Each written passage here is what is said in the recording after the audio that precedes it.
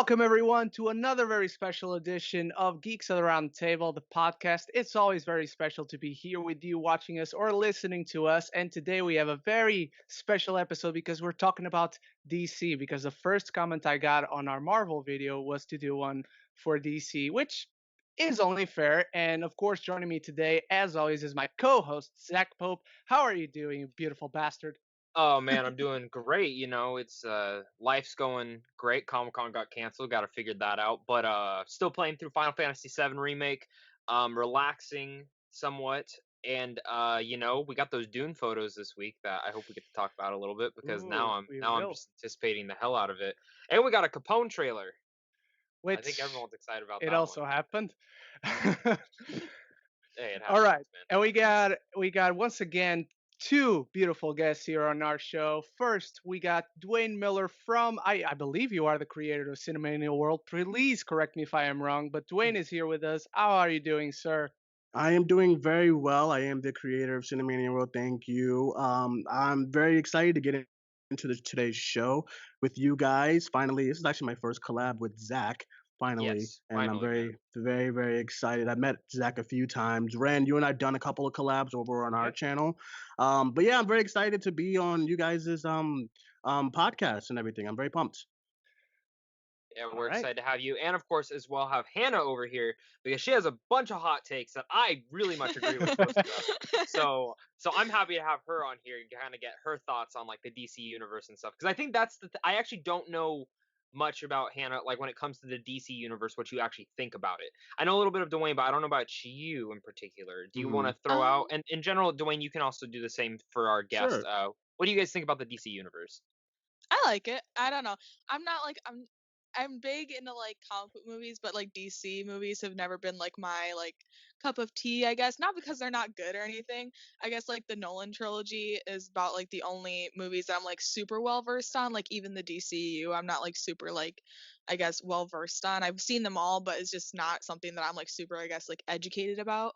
Um but yeah, I don't know. I like them. I don't really have like a whole bunch of like I guess like hot takes or like solid opinions about like the DCU, but yeah. Awesome. For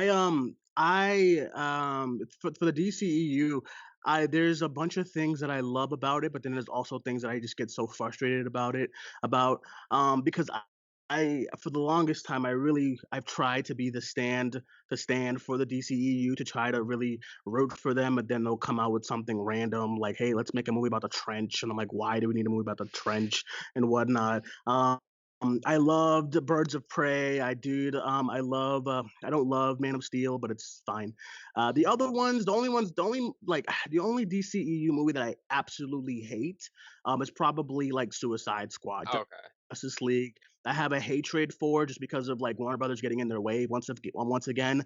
And I know that movie is not really any of the directors or anyone's fault, so it's more like a studio kind of thing. But the other movies when they actually let the directors like do their thing, like Wonder Woman and like Shazam and Aquaman, I have fun with those movies. So that's Yeah. where I pretty much stand. I'm excited for Matt Reeves' Batman. Yeah, which I mean, Yeah, me and Ren have same. discussed Batman like in very high thing. That is my most anticipated film for like ever. Like if I only could see one film for the next 3 years, it would be that Batman film. Like Yeah, I just Right. rewatched same. all the Planet of the Apes, and Matt Reeves like seriously directed two of A the best films genius. from like Yes. straight up one of the best, like the best live action trilogy from last decade. Like it is phenomenal how great that trilogy is. And he's so freaking good as a director that I Yes. cannot Yes. wait to see his Batman version. But I know me and Ren have kind of discussed this. I think for me, when it comes to the DCEU, the one issue I have is structure. It's like they Yes. Yes. plan out this everything, and then it's like, oh, that they didn't like this. We got to be react. Don't react. Just go with the plan because guess what? People didn't love the first Incredible Hulk. People didn't love the first Hulk. Yes. They didn't love this film. But the MCU still kind of they tinker it, but they still go forward with their plan. It's like the DCU doesn't do that. They tinker it too much. And actually, I do like that they're going a little bit more solo right now. Because I Right. did love what they did with Birds of Prey. I love what they let them do for that film. And same thing with Shazam. Shazam I love to death. But I do miss that darker sensation that they had within Man of Steel and even Batman v Hmm. Superman. And I mean I don't mind it going away, but I want them to at least somehow bring it all together, which I think we'll kind of get to later on how we think that could possibly go on. But what about you, Ren? Like, are you pissed off by the structure? I mean, that's really where it comes down to me. Like, I don't know if pissed off is the best way to describe it. To me, it's more frustration because I think the errors that Marvel has done, they changed their approach. They didn't change what they were doing. DC is doing exactly that. They're changing what they are doing and also eventually how they are doing it. Sometimes not for the better. Like to me, the DCU peaked even before it was a DCU with Man of Steel. It's my favorite movie of theirs until today, Mhm. and I like quite a bit of Batman v Superman, but it eventually really falls apart, especially in the third act.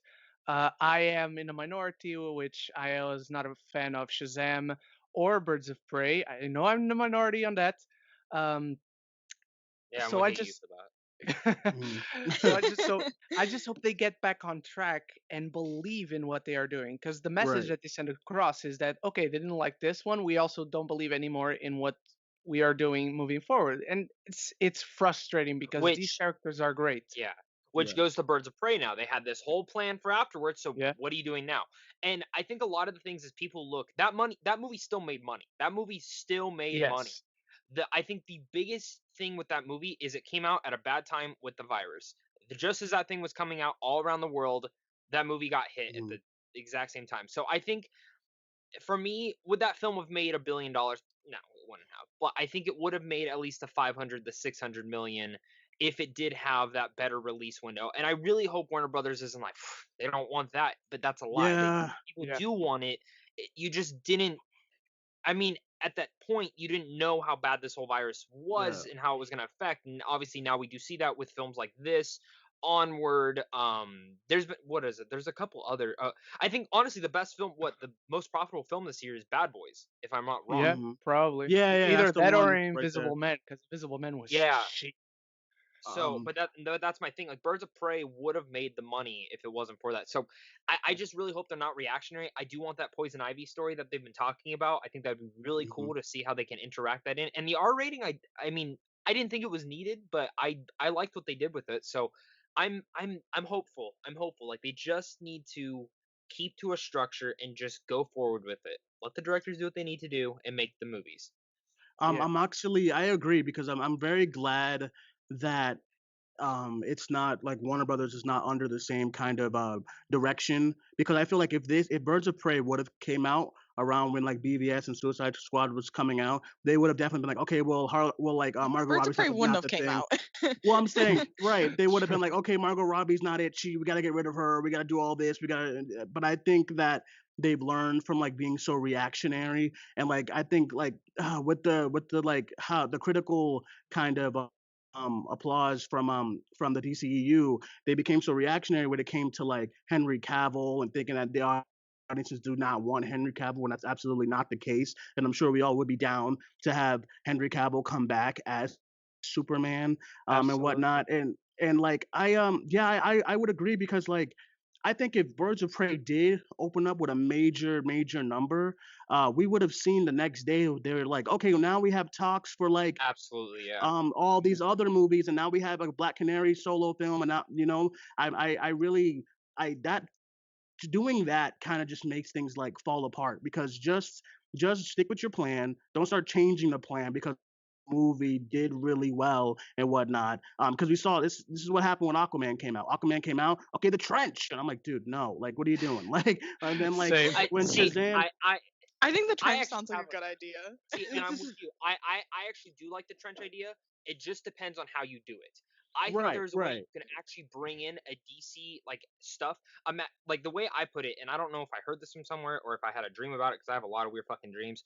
I had a thought of like, what if they did Deathstroke on a ship and they go over the trench and these fucking creatures start coming over and we get like a Deathstroke movie in that vein. I would be all for that. Like we get a That sounds cool so paid insane, and action I'm so on film, board with it. and that's something that James Wan would be all down for too. I just again, it depends on what you do. And the funny thing is, will we actually get this trench movie though? That's the thing. I full No. on do not believe that we will get it. I mean, either. It's not gonna happen. Absolutely no. It's And I think the if we problem can't even get a Flash movie, why are we gonna get a Trench movie? And so we- speaking of which, yeah, let's jump into the Flash movie real quick. Which I do actually want to say breaking. Did you guys hear about this? Darren Aronofsky was being interviewed, and he said when he was going to make his Batman film, he had Joaquin Phoenix to star as Bruce Wayne. Yes, and then but they wanted Freddie Freddie Prinze Jr. Which Yeah. Freddie Prinze Jr. Joaquin Phoenix and him sound like a bad choice for Bruce Wayne. That's different. I don't know. I think Joaquin. I don't know. I think Joaquin is like, if you look at him with like interviews and whatnot and seeing him on the media, I feel like he's much more steering towards like a maniac kind of character, not like cocky Bruce Wayne. Because he was supposed to be Doctor Strange, and I can't see that. I really can't. Oh, I could have seen that. I just like I just think it's because I like now Benedict Cumberbatch. I'm just like so used to his face. I think he has a great face for Doctor Strange. Joaquin Phoenix, I'm well with him being like the Joker of our time and whatnot, and letting that be a thing. I cannot see him as bad as like Bruce Wayne and whatnot. I mean, yeah, and then Darren Aronofsky. I mean, I don't know. I hate Mother, so He has other films, Duane. I know. I'm just like that movie. Black I Swan, watched it. masterpiece. I Requiem for know, a Dream, I I still haven't seen masterpiece. Black Swan. I still haven't seen Black Swan. Oh my god. oh my god, Watch what Black are you Swan. doing? So I have a thing I'm gonna start on my channel called First Time Watch, and I'm planning for that to be the first one that I do. Do you like Whiplash? I love Whiplash. Whiplash. Yeah, you're gonna love Black Swan then. If you like Okay. Whiplash, it's very Okay. similar to I'm like, Black Swan. I've literally but bought darker. Black Swan over a year and a half ago to watch. Like the day of, I bought it to watch, and then I ended up watching something completely different. And I'm like, it's just sitting on my shelf looking at me every Yeah. time I walk past it. I'm like, I know That's you the want cure. me to watch That's the you. cure for wellness for me. It's just sitting on my desk, like on my shelf. I haven't watched Watch it yet. A I keep Cure for looking at it. Wellness. I Oh my god, that movie's amazing. That movie Keep looking at it. grows on me. So the first time I saw that movie at a press screening, I was sitting there. I'm like, what the fuck is this movie? This is so weird. But it feels like Verbinski really took like, okay, if they're not gonna let me make a BioShock movie, I'm gonna make this movie. And he really went out there and made it. And I think I gave it a C plus when I initially saw it, but the second time I watched it, I'm like, this is really great. Like it's different, and you do like I did a lot of research like on the mythology and stuff afterwards. It really grows on you once you kind of look in that, and maybe you shouldn't have to do that. You can that's your discussion if you want to have. But I think there's a lot of intrigue into that film, and they really like it's dark. It's really dark, and I know you haven't seen it, so I'm not gonna spoil one of the moments, but it's dark. What about you, Ren? Do you like Cure for Wellness? It falls apart for me near the ending quite a bit. I haven't gone back to watch it, to be honest. I've only seen it once. I let it dwell and then I reviewed it, but it really, really opens cracks on the structure near the end when certain reveals come to light. It gets better on repeat watches. There's more nuance than you think throughout the film. Because on a first watch, it's a lot to take in, and then rewatching it again, you notice a lot more to where that third act doesn't fall apart as much as you might think it does. All right. Yeah, I definitely suggest rewatching it. If you didn't like it, like anyone that's listening, if you didn't like it on a first watch, don't rewatch it. You're probably not gonna like. If you have to have at least like the slightest bit of like appreciation for it to like be able to rewatch it and maybe like get more out of it. So if you didn't like it on the first watch, don't watch it again. But yeah, if you had like the little bit of appreciation for it, then yeah, I'd suggest rewatching. Oh yeah. And you know what's funny? Yeah, I think I that's did. with any film. Like if you ever have an appreciation for something, you're like, I can appreciate this movie. I can like some aspects of it. I don't think I love it. When you watch it again, I feel like it grows more on you. There's been some like movies that I know a lot of people hate that I'll watch again that I thought were just fine, and then I do kind of like more elements to it.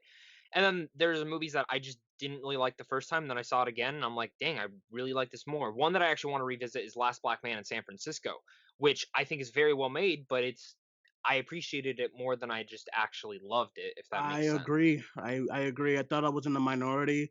I was like, dude, I think that's what I have because if you listen to our podcast, everyone knows that I absolutely hate The Lighthouse. But I think I Literally a think live action SpongeBob. It's a live action SpongeBob movie. How do you not like it? I don't know. I watched it. Alex Insanity. and I we watched it together. I came out not feeling okay. I don't know. Now maybe. But he also doesn't like The Witch. I So Oh, don't Get the like. I'm fuck not the out of witch. here, man. Yeah, he's old. He's old. Listen, my guy Ryan, is can you old. My kick him? guy all is. of us are gonna turn Can you against kick him? Duane in 3 seconds. let me Wayne out for a second. Listen, my guy is 0-2. That director, listen, he's 0-2 for me right now. But listen, I know if I probably rewatch The Lighthouse, I'll probably appreciate it more. I'm not ready for that day yet. I'm not ready. You really It's such didn't an like easy the like Witch. it's My Yeah. it's so God. weird because Duane, he makes The Lighthouse sound like one of the like hardest watches like ever, and I'm like, it's like an hour and like 40 minutes. It's short and it's not like boring. Like I Oh, don't get it. You're at least make fun of it if you don't like it. I mean, that's how I Right? felt like watching it, but I can get it. I mean, you guys both got hot takes. Me and Ren got hot takes. That's the life Yeah. of movies. I mean, right. that's really all of it. Maybe at the end of this we can kind of go over some hot takes once we kind of get all through the DC stuff. So I think that'd be kind of fun to go through. Uh, Something me and Ren I know wanted to talk about you guys with is a little friend of ours. Well, not friend of ours. Not anymore. A little douchebag named Ezra Miller. What do you guys think about this? What do you think they should do? Me and Ren discussed it last week, but we do want to get your guys' thoughts since we are talking about the DC, and this will talk and discuss. Just for like, everything. context, before you guys answer, a few weeks prior what Ezra Miller did, Zach and I were like on the second or third episode of the show, and we discussed that I didn't believe that they were going to make the Flash movie, and then this happened. So now you go. um, They're so still you're gonna talking make about you talking about when he tried to choke slam that lady or stuff like that? All yeah, right. which I Yeah. mean looks really fake, but I mean It does. there's so many now things coming out. Like I get there's no like he's not being prosecuted or anything, but there's legit reports saying that like he really did do this. Like cops were called and everything. Yeah, the So guy of the bar is coming to the news and whatnot. Mhm. Okay, so okay, so when Justice League came out, well, I won't say Justice League because he was like kind of he cameoed in like in Suicide Squad, and then he was kind of in BVS in that weird flashback scene that makes no sense. But then Justice League, that was when we saw the full Flash. Mm-hmm. And I think if we're going into hot takes, I did not vibe with that Flash at all because it just felt like our version of Peter Parker, and I was just like, Yeah.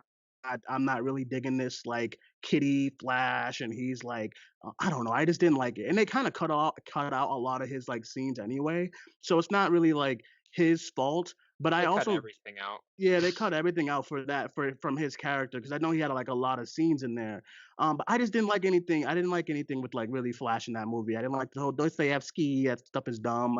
The weird run that he does is weird. So I have been kind of I run I've been like kind that. Fuck you. of like so like I've been kind of hoping for him to be recast. So listen, I think I think this is all. This is he's awful. So let's recast him. Let's do it. So basically, what you're Let's recast. saying is you went there and you said, "Hey, Ezra, choke that lady." Yes, I mean like Duane's the well, not brains really. of I the Me and Ren mean, have the biggest issue of why was he outside on April Yeah. 1st? On a I bar. don't know. Why were any I of them outside? I thought it was an old video at first that just like kind of resurfaced, but then I Me too. realized that it was like a newer video, and I was like, okay, let's recast the guy. Let's listen. If they were so, I if think that's why so many people weren't talking about it as much. Like that, I mean, when that happens, like everyone's talking about. It, but I felt like it was very like it went and gone in one couple Yeah. hours, really. right. So I don't know. And then Hannah, what do you think? Do you recast him? Do you think Warner Brothers will recast him? Do you think they'll just say, "Hey, we're just gonna sweep it under the rug"? Because it's not just the Flash they have him involved in. Giant Harry Potter. I like Ezra Miller as the Flash. I don't know. I think it's like not really a hot take to be like I don't like him. I think a majority of people don't really like his Flash because they're so like accustomed to like Grant Gustin's Flash. But I didn't mind him in Justice League. I thought he was one of like the better parts of Justice League. But with this coming out, I guess yeah, you could recast him, but also if they don't, then I don't think it's gonna be a big deal.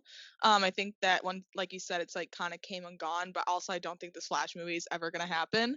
So I don't know. Yes. It's just kind of like a big question mark for me right now. I mean, if they go forward with Ezra Miller, cool. I really want to see what Andy Muschietti does with Flash because I love him. But I'm like, I don't know. I'm kind of neutral on it right now. I want Dylan O'Brien to be the Flash. Cast I think Dylan that's a O'Brien. great Get Ezra Miller choice. out of here. I think that's a great choice because yeah, That Ezra. is a good choice. I don't even because like I don't even like the CW version. I think they're both just not good. I don't know what it is. I don't I don't think You're Greg crazy. like Gustin's a really good actor. I think he's good with the material that's given. yeah, I right, just right, right. I'm not a fan of those CW shows. I tried. I think the first 2 seasons of The Flash are really good. Everything after that is garbage. I Mm. think Arrow I agree. became garbage. I think Batwoman. I went to the premiere at San Diego Comic Con. I almost walked out. Like I liked parts of it, but I was just like, Same. It was ah, tough last year. It it's was so tough. tough that It I is don't know. very tough. But those crossover events are really cool. So And it's just like I don't know. I have an issue with a lot of CW shows. I have any issues with shows that go over like 20 episodes. That's just fucking stupid. But I like I liked Ezra Miller. I thought he was fine. I think he's a great actor. I think Perks of Being a Wallflower is like his big showcase for why he's a fantastic actor. Mhm. As a person, We need he's to a piece talk of about Kevin. yeah. That's pretty I good. yeah, that is actually true. But he is a piece of shit in my mind. Like now, like I mean that's just the truth. There are actors and directors that are pieces of shit, and that's just the honest truth. But I don't know. Like it's so tough in this climate, and I'm in. They're gonna make the movie, not Yeah. with him though. I think Andy Muschietti, he got his hand. I think he got the pick from the DC. I think he did Mhm. it, and now Warner Brothers is like, what do you want to do next? I loved it one. I loved it two, and I'm excited to see what he can do with the Flash.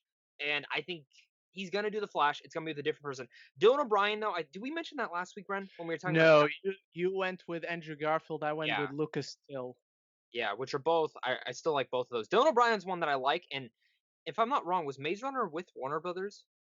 I think that's Um, Param. It's Universal. I think Maze Oh, Runner I was was. gonna say Universal came to my mind. oh, Um, okay. Because there's certain actors that I'm like are working, and I'm like, when are you gonna get that big franchise, like a superhero film? We're all waiting for certain actors. Like I've been waiting for Zac Efron to get into a superhero film at this point. Yes, It I've been I saying, makes me so mad that Dylan O'Brien hasn't gotten a good script or like a well, fantastic movie to yeah, showcase his talent because he is such a phenomenal actor. he Watch is. American Assassin. It's a bad movie, but he is yeah. He's amazing in it. really He's good in been that. amazing in He's really good. everything. Preach Everything that he's been everything a you part of, said. it is bad, Yeah, but he Yeah. is amazing. He is the shining light of everything. Teen Wolf, even if you I watch knew it Teen was Wolf, like coming. the little teeny girly things, whatever. Yeah, he's amazing in Teen Wolf. Literally, oh my god, it frustrates me so much. He's one of the people that I'm like, Zac Efron too. He That I'm was like, oh the my god, I you want remember him when to he have got? his like He was a big runner-up breakout for so bad. Spider-Man. He Yeah, was a that was the runner-up guy I for Spider-Man. wanted. That's He before was the they He was guy announced. my I was first pick too. backcasting. Yeah, before they announced Tom Holland, I was like, dude, Dylan O'Brien. And then I even went on Google. I was like, Dylan O'Brien with glasses. I was like, dude, Peter Parker is right there. Yeah, Cast the guy. And then they went I have Tom a Holland. feeling. I got it, but I was like, Dylan O'Brien. I have a feeling though, Dylan O'Brien will eventually get something, and I think the Flash is a big one that he could fit into the shoes really well. And I know you and me talked about this last week, Ren. I They want to do a Flashpoint film right off the bat. I don't like the choice, but whatever. They want to connect everything. Sure, do it. This is the smartest way you do it. You recast him, you do a Flashpoint, and you bring in Wonder Woman and Aquaman. Done. Yeah. That's all you got to bring in at this point. You can say Shazam and Batman are in the Flash world, bring them in and be done. Do something weird. I know it doesn't Same. connect in the comics, but they'll Agree. change shit. That'll be what they do. By the way, Um, Maze Runner was from Fox, so which Yeah, I means just now checked. it's Yeah, Disney. now it's okay. Disney. Disney. Mm, So why is it on Disney Plus? Yeah, it's ridiculous. I don't know what's going on. he could That end up first going. Maze Runner movie is actually really good. I I agree. like, First one, I yes. like the first one and like not Scorch Trials. The last one, the death, Oh no, that one's whatever. too I long. never- I I couldn't do never that saw one. the It was Praise long. Dylan O'Brien for finishing the movie after he got Right. like He got injured. badly injured. Scorch But Trials no, was it's too long. but yeah, the I could first see him one. being a Nightwing though. I could see him being. I was Nightwing, gonna too. say that too. He could be in a. Oh Ooh, my that's god, Dylan O'Brien, please He get gotta out do of the something. shadows. The thing Get about something. him, the thing about him He is that hasn't there's been in so anything many for a while. right. The thing about him is that there's so many roles he could do as far as superheroes. Which is I don't know why nobody's calling him Zach. Someone said Zach Efron earlier. If you're doing Warlock, if you're doing Warlock for the Guardians movies, and that's my pick for Warlock. That'd be. I want But him to be an MCU villain. I don't know which one, but I See, just want Zac I Efron to wanted be a him villain. originally to be Eddie Brock. Zac actually- Oh my god, that'd be Yeah, so good. I wanted him as Eddie Brock as Venom. That was my initial thoughts because I remember there was I think Boss Logic actually did a artwork of him. I could be completely wrong. It could be a different artist, but someone did an artwork of him as Venom, and I'm like, that is fucking perfect. either Eddie Brock or Flash Thompson, and then obviously they went with the nerdier Flash Thompson, which I actually don't mind. I actually really like that interpretation of Flash Thompson, but Same. that's a different discussion. But Zac Efron's getting a little too old to play and teenagers. that's the thing, he is. So that's why I mean, right now I think Venom, Adam Warlock, but I really want Booster Gold. I think that is like prime casting. He would be perfect as Booster Zac Gold. Efron, Booster Gold. Yeah. Yeah, I can see that. I can see. That's the thing about him and like Dylan O'Brien. Dylan O'Brien is so many superhero roles that I can see him do, and I'm like, dude, the fact that he has not gotten a call for any of these yet, maybe he has, but I don't know. Maybe he doesn't want to do them. I don't You know, know. you never know. I That just could be want to see something. him something good. Yeah, Yeah, true. I would agree. All right, I want to talk to you guys before we move on to the Dune pictures and the Capone trailer. I want to talk to you guys about something that happened this week, which is still Marvel. We're going to diverge a little bit away from DC for a bit. Talk about John Krasinski's show on YouTube called Some Good Oh boy. News, which is awesome. It's the most wholesome thing you'll see right now. And at the beginning, he shows a little bit of fan art that people sent him, and at one point he shows this 4-panel drawing of him as an angel going down to someone and say, "Hey, here's some good news." And he makes a joke about it, and eventually, and this is for our viewers watching on video, he goes, "And this is as close as I'll ever come to play a comic book hero." And he gives this look to the camera. So he's been close before. yeah, Captain America, he's supposed to my be heart Cap. stopped in this moment because Zach and I have now talked for ages. The entire internet has talked for ages that this needs to happen. He needs to be Mr. Fantastic, and Emily Blunt needs to be. If he is not Mr. Fantastic, yeah, I at this point in time, he wants to do it. Like that's the thing. He wants to do it. 100%. And Emily Blunt was supposed to be what, Black Widow. She was also supposed to be Captain Marvel at this point. Neither of those things happened. They want her too. So it's like, let's just make this happen. Like, and I don't even know if they're thinking about like Fantastic Four right now, to be honest. I think there are talks about it for sure. I mean, what is the newest rumor? Joss Whedon is rumored. I do not like that choice personally. I get he did the first two Avengers films. I do not like that him doing a Fantastic Four. I really don't. I mean, honestly, I'd rather prefer John Krasinski to direct the first one. Oh, same, but I think Joss is an amazing pick. What do you guys think, Hannah? Well, we just talked about this on Cinemania, and I kind of went on a long tangent and rant about why I don't want John Krasinski or Emily Blunt as these characters. Oh my god. I just think it's boring picks. I think it's way too, like, what's the word I'm looking for? Vanilla. No, not that.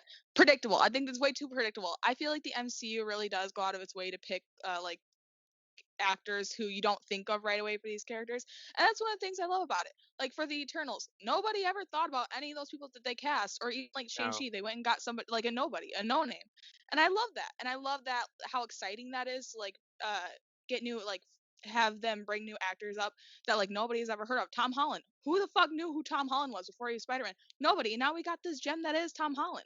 I want them to pick nobodies for the Fantastic Four and bring these people to light, and us get super excited to see these new people that we don't know and like fall in love with how they portray these characters.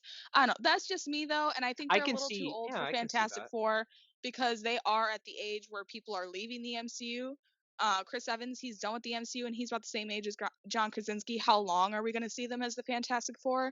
I wish I want them to go a little bit younger, and I want them to get people who we can get excited for that, we don't know yet. Okay. I actually really understand that. And I mean, here's the thing, if they do cast the Fantastic Four tomorrow and it's completely unknowns, I'll actually be really happy about that. Because you said something. The most unpredictable casting in MCU, I will still go with Paul Rudd. And that is still the most perfect casting as Ant-Man. Like, I never thought a million years you could get Paul Rudd to play Ant-Man, but you did, and that's perfect. Were you the one that shared Bill Hader as Reed Richards? Because I actually really like that casting choice too. No, I saw someone share that, and I actually really like. I saw someone say that too, but also I think Bill Hader's too old. I love Bill Hader with all my heart, but I also think he's too old. I think these roles are. I can get the old thing, but I don't know. I feel like they're gonna tie it back into Hank Pym back in the 50s and Yeah, I think they 60s. are So too. Yeah, Yeah. 100%. I think they might go a little bit older for some of these people, and I think with these characters, I mean, when I talked to my friend who I convinced to go see that reboot, however long ago, when he told me I don't want to see it, I don't want to see it, Woof. and we walked out, and he just said that was one of the worst things he's ever seen in his life, which I agree. He told me he will never see another Fantastic Four movie. But I told him, I was like, what if they had a John Krasinski or Emily Blunt? He said, I'd be there first day. So at the same time, I think that's what they're going to end up doing is getting big actors into these roles or familiar actors because they want people to go see the movie. That's a great point. That's a great point because one of the things that I realized that after watching, I forget which video, is about how these movies perceives to the general audience who don't read comics or don't watch cartoon versions of these characters. If the movie is trash, and they automatically would think the character or the heroes are trash, which is like yeah. the Fantastic Four. Or if you've read their comics or watched that old TV show, those are some great characters, but the general audience do not agree with that because they've seen 3 trash fires. Now I have my fun with the first one. The second one is ridiculous when they merge all the powers together at the end, and fucking Chris Evans is like it's awful. Okay, but the reboot was a mess as well. But I think, because I was saying the same thing Hannah was saying on Wednesday's show, I said that I don't think I'm not vibing with John Krasinski as Reed Richards. I think I need someone with more charisma. Just because John Krasinski, I'm watching this Jack Ryan, and it's tough, and he's very wooden, and I really need someone to bring these charisma, man, characters. really. I I don't totally vibe it. disagree on Yeah, that. I The just don't Office proves that vibe it. completely Yeah. wrong for me, man. Going through that, he has such high charisma in there. It's subtle though, and I don't know, the comics that I've read for Reed Richards, he's always seemed like a subtle, charming guy. He doesn't seem like to be I don't know. The everything I've ever seen John Krasinski in just points to me that he would be the perfect interpretation of Reed Richards for me. Mhm. Yeah. Yeah. So I I guess just maybe I'm less mad about John Krasinski and more mad about Emily Blunt. I don't know. Okay. Yeah, because I also think that, I mean, I would agree. Go with some. I think I'm very on the fence because Zach, you brought up a great point about the audiences probably just would not care if they cast more unknowns. They're probably gonna be like, oh fuck, another movie that they're gonna Yeah. do. That would be But my dad. That's because my dad, yeah, literally. Anytime a yeah, I superhero mean, movie comes out, he's done. He's like, yeah, what's this one? Like, I showed him Infinity War after he's not seeing anything, and he was just sitting there. Why is there a wizard now? Who's that? Who's exact. this? That's like, if you listen back on the Cinemania shows, that casual person that I always bring in to the conversation is my boss. Like, my boss does not care. He's the general audience because it's my boss, my mother, other family members. They're casuals to the casual point. Now my boss, when he hates Ant Man. He thinks Ant Man is ridiculous. My boss hates Black Panther. He said, why should I be scared with a cat with claws? He's one of those guys. He's one of those guys. So if so he's the casual about casual. So if I ask him right now, hey, listen, Fantastic Four, what do you think? Oh, is that the movies that came out a few? Nah, they're dumb. Because that's what the audience thinks of these characters now. Because there's been 3 botches with these characters on the mainstream. So I do think that they will probably bring some people that we all know and love to do these characters because of that same reason.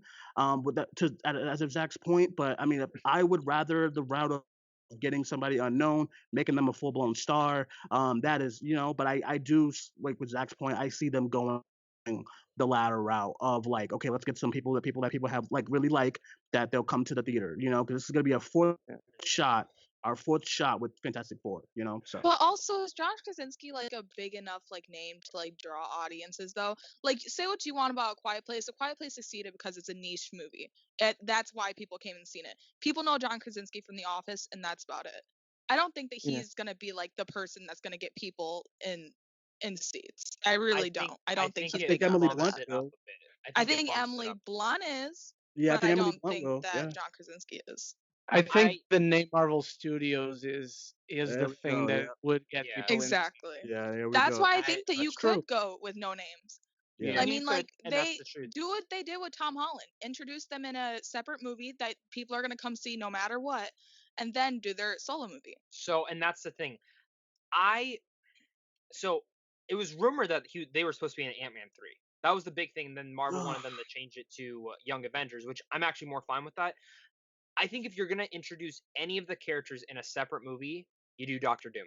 And I think I've said this. I want him as the villain in Black Panther 2. I think that is the villain that would be great. During the whole time during Endgame, Doctor Doom has been out there kind of just creating and really furthering his country and taking over different areas. And I think Wakanda being one of those main areas could be actually a really cool thing to get Doctor Doom in there, introduce him to this world, and then an end credit scene is Fantastic Four. And then what, like his like mask and stuff is like vibranium and all that stuff. I can Yeah. dig with. I can get with that. And that's how I actually think would be a good way. And then same thing with the X-Men. I do not want a straight up X-Men film. Introduce them in separate films. That is the only way I think you could actually bring them in, is have Storm here, have Cyclops here, have this character here, and then have, in a sense, a character like Magneto or Xavier really bringing everyone together. I don't agree with. The X-Men one, I don't. I think you could do the Doom being the villain in Black Panther 2 or 3, whatever. But to me, you would have to make a Fantastic movie 1 before whichever movie Doctor Doom is the villain of. Which I agree with that too. I don't know. I'm just excited. I love like this whole universe building. I like seeing how they all connect it. And speaking of something that kind of just segue into something else, Dune. We're talking about people going to the theaters. Are people actually going to go see Dune? They got a great cast. And I think they market it correctly, yes. They need to Yes. sell it like a Star Wars movie. They need to sell it like it's going to be accessible. They did not do that with Blade Runner 2049. No. It did not seem accessible to audiences. What they need to do is trick the audiences to go see it. Period.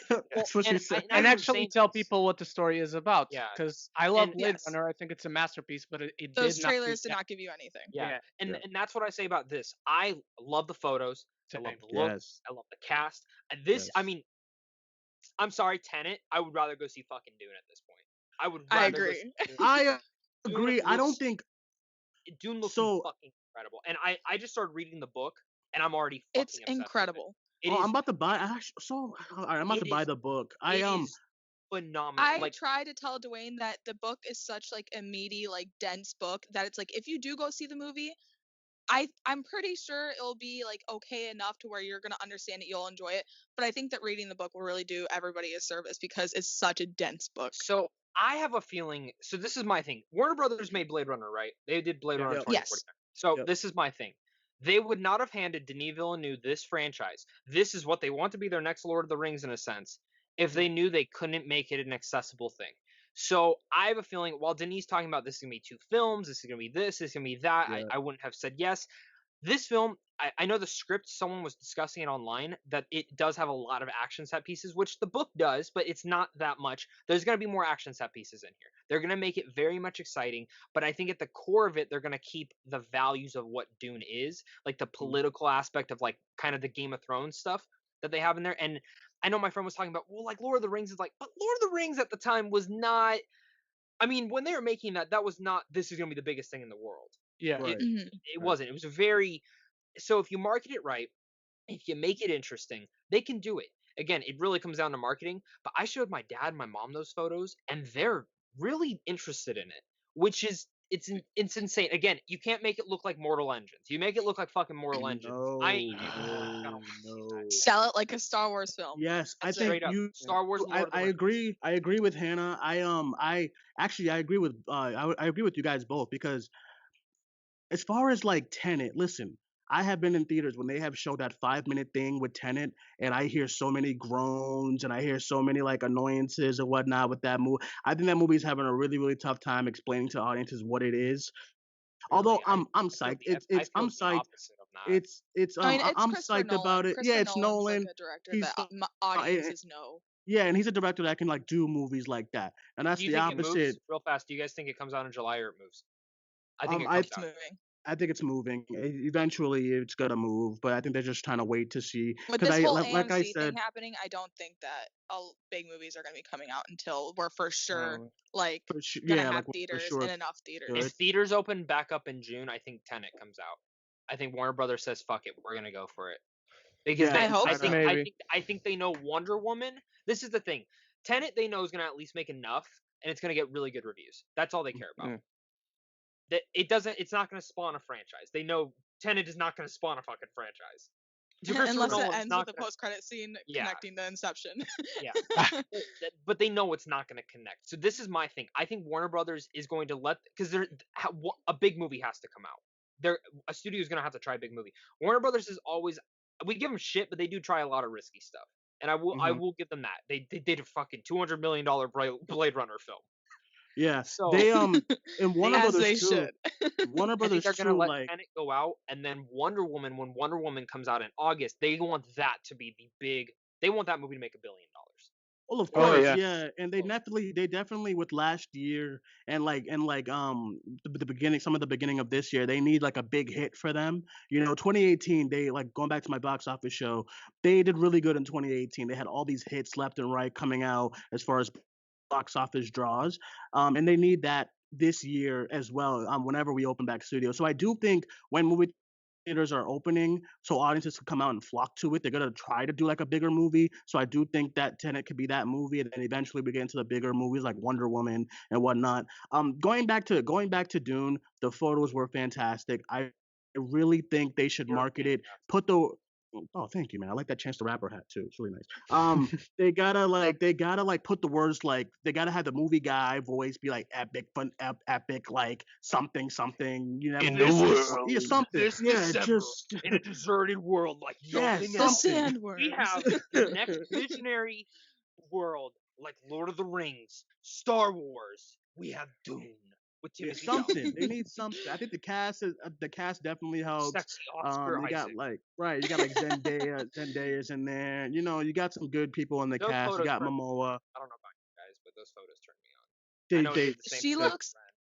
Oh my, Rebecca Ferguson and Zendaya look breathtaking in their photos. Yep. Oh my Oh, god. I was talking But about also, Oscar I Isaac do want to too. point out Oscar Isaac too. I do want to point out a lot of people are like posting them, being like, "Oh my god, they're so soft," or like I think a lot of people have the wrong impression of Lady Jessica and Shawnee. They think that they're just like kind of like these like soft like maternal women. They're not. They're badass warriors. Those And I think they're photos gonna are very change that. misleading. And that's the thing. They talked about adding more to the females in this movie, which makes me really excited I to mean, see what they can. did gender swap Shawnee's mom. Well, it's her dad in the book, but it's her mom now. Okay. Which again, I'm just so excited to see what they can do with this world. It's so fucking cool. Ren, Yeah. how excited are you for this? If I Oh, told dude, you so you can only see Dune or Tenet, which one are you going to see? at the beginning of the year, I made my top 10 most anticipated, and tied at number one were Tenet and Dune. If I have to choose, it's either the guy who's making the most ambitious films right now, or my favorite director of all time. I'm actually going with a guy who's making the most ambitious movies right now, and that's Denis, because he still doesn't have as big a filmography as Christopher Nolan. And I really don't want to choose, Dude, but if I each have of his to films, choose, I mean, are straight up masterpieces. I mean, he I'm put sorry, masterpiece after masterpiece out for like 5 years. like It started with I Enemy, and then from then on. I seriously think Enemy is his most underrated film. I love It Enemy. is. Well, no. I would say that Polytechnique is his most underrated what's film. your guys' That's one favorite I film? haven't seen. What's your guys' favorite film by him? Mine's Arrival. Prisoners. Mine's is Prisoners as well. Prisoners just did Prisoners something and to me like Incendies is tied. yeah. Prisoners, Arrival. like when I saw that in theaters, it just did something like it was like it was so good. I mean, I still love that movie. It's one of those things that I can put on anytime. It's a little, I mean, it's hard to watch in some moments, but and everybody got snubbed in that movie. It was fantastic. I was about to ask you that. You can put on that at any time. What the fuck is wrong with you? Listen, man. Listen, Dwayne, man. wait. I'm gonna say something. Dwayne said that The Favorite is a feel-good movie. Oh, What? Do you come guys on. agree? Exactly. It Thank is. you. I said. And you think The No. Lighthouse Here's the sucks? argument. Listen, Here's no, the Hannah. argument. I You gotta, said that no, it. no. Okay, It Yeah, there you 2017. I go. said that It 2017 is a better feel-good movie than The Favorite. It I agree. 2017 is a coming-of-age movie with a little bit of horror sprinkled in. The Favorite is fucking dour. It's a dark The comedy, but Favorite- it's pretty fucking dour. Every one of that guy's films are fucking dour. I love. Oh my each god, and The every Killing one of a Sacred Deer is so good though. But I literally. Yorgos yeah, Lanthimos, Chef's Kiss. Oh, I saw you be like, no. I wish I did. I was really excited for Killing of the Sacred Deer, and then that is my. it's one of that is those my least movies. favorite film by him. It's but one I of those still, movies that I It's really like. one of how my favorite it's movies of all done, time. But it it like doesn't set its. I mean, it sets its own rules and then breaks its own rules. For my favorite I film, could do an entire I think the breakdown. favorite was fucking perfect. That was I that love movie was so I love that was like favorite. my number 4 or 5 of 2018. So It was my second so favorite to 2018. you know what I think is gonna be my favorite film of this year though? Dude, Hmm. what? No, Capone. Oh my Oh, god. jeez. From the director of Fantastic Josh Four. Trank, Oh, douchebag. I'm Josh Trank. Can I I'm say sorry. something though? Fent for Stick. I meant Fent for Stick. So I I was talking to someone who may or may not have seen a cut of Capone at a test screening, Yeah. and he loved Okay. it. And Which I other mean, movies does that Ryan person Johnson love? gave it his praises. yeah, see, Really? that's the thing. Oh wow. Yeah, dude, Ryan Johnson tweet. A lot of people tweeted out. Like, I know a lot of people have actually seen Capone. There's a film editor I follow who he's like talked about this film for like the last 3 years that I followed him. But the person I know that's seen a cut of it, he is really picky when it comes to test screenings. Like, he's a picky person. So I actually felt more comfortable with him saying that he liked it. Okay. So there's that. I don't love the trailer. It looks like a typical gangster film. Like, and I'm the one that liked Ben Affleck's Live by Night. I didn't love it. I liked it, but I have a feeling what we're gonna get is a great Tom Hardy performance with an okay movie. But I'm hoping I'm surprised by it. I really am, because I loved Chronicle. Ren, I know you didn't. I don't know about you two. Did you guys like I Chronicle? love Chronicle. Chronicle's one of my Chronicle? favorite movies. Chronicles is fantastic. I love Yeah, fuck you, Ren. Well, it. Sorry, you Ren. said we had hot takes. Hey, we do.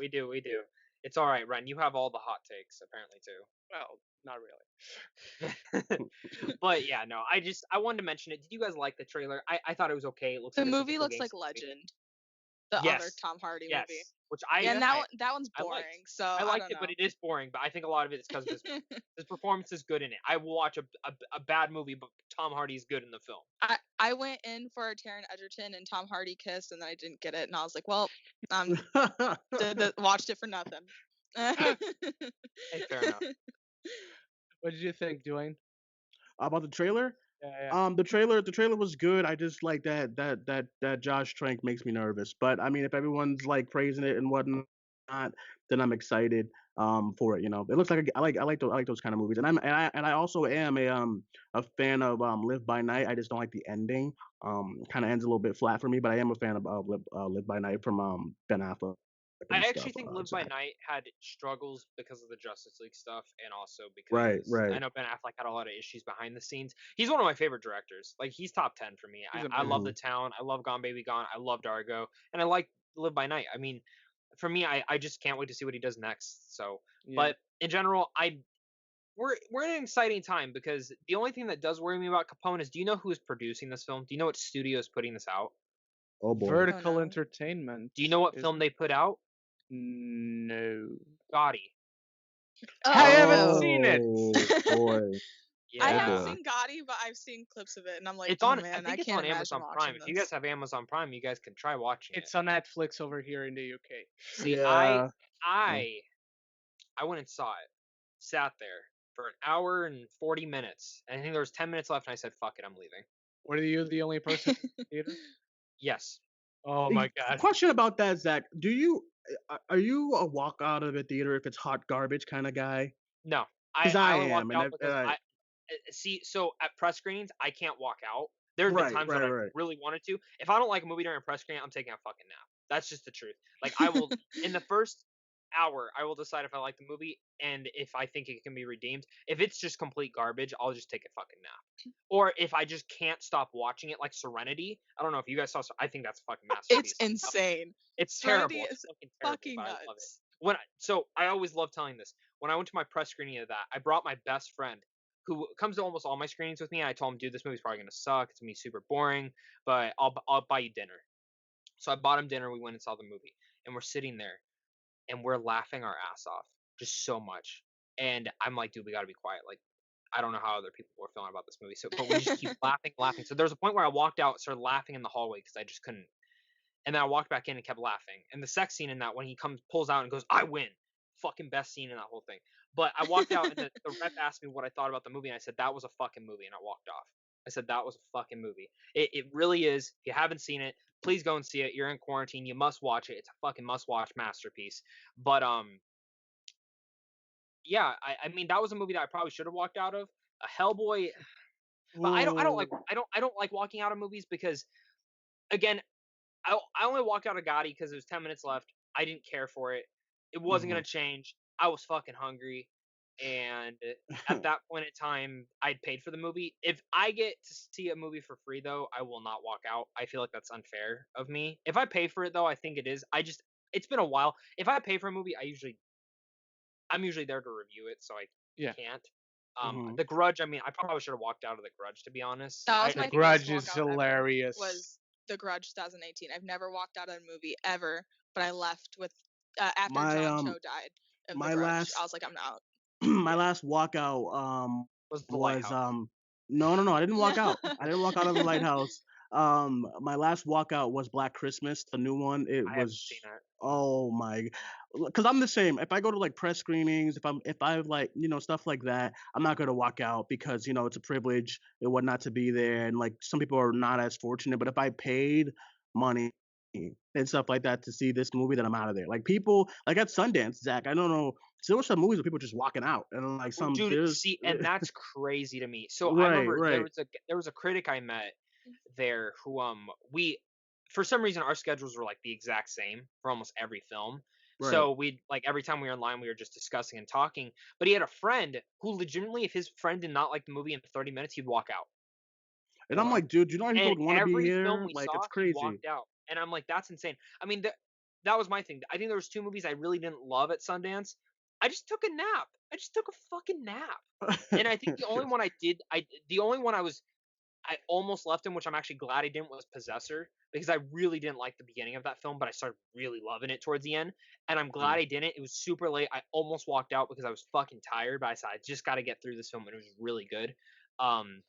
So sometimes films can change your opinion. So I don't like walking out. Ren, have you ever walked out of a movie? No, but I was so basically there's this small film festival which is called Sundance London, and it happens in like May or April, something like that. Usually it's not going to happen this year, obviously, but I was there last year to watch The Nightingale by Jennifer I love that Kent, movie. and Oh, yeah, when that scene happens near the yeah, beginning of the yeah, movie, I saw yeah, a few people walk out, and it yeah. wasn't even a full packed theater.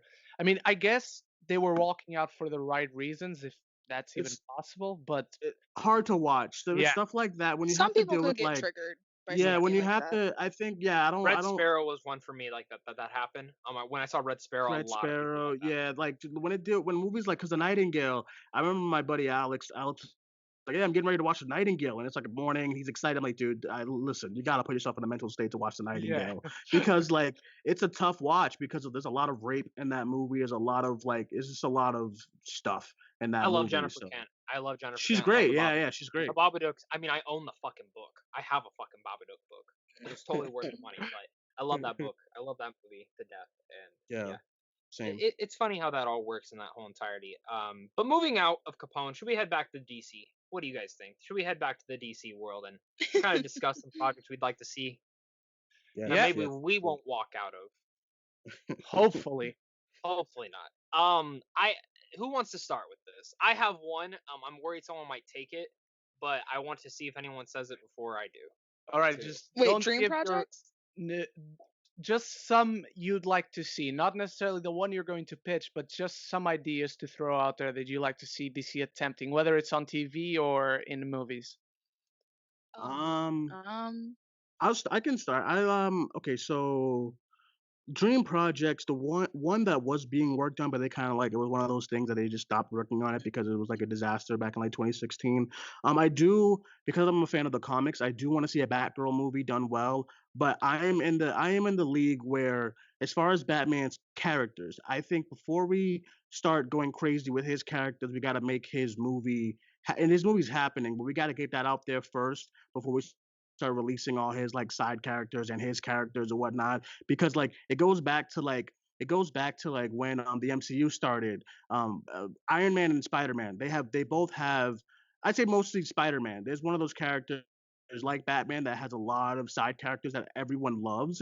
So a lot of studios, what they do is like, hey, let's get these side characters out there. But I think before Yeah. you do that, you got to make sure that character is done perfect first. Mhm. So that's why I don't mind if any other Spider-Man character movies come out and stuff like that. But before Batman, before we get into Nightwing, before we get into like Robin and Batgirl and all these other characters, I think we got to get that Batman movie out to the public first.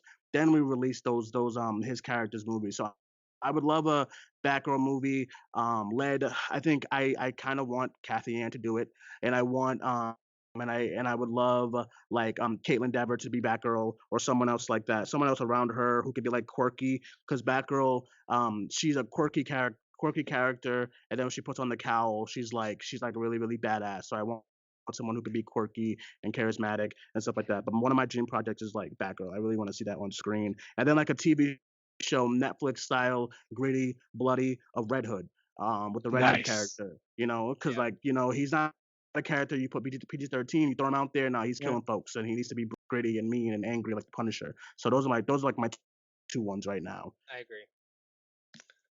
All right. Hannah? Okay, so I really want a Joker and Harley Quinn psychological thriller. I know that this is kind of like a thing for a while, but like after Suicide came out, that was like, oh yeah, we're gonna get a Joker and Harley Quinn movie. But it never happened, obviously. But I want Margot Robbie to be Harley Quinn, and I want Cameron Monaghan to get a chance to play Joker and actually be Joker and have him get good material.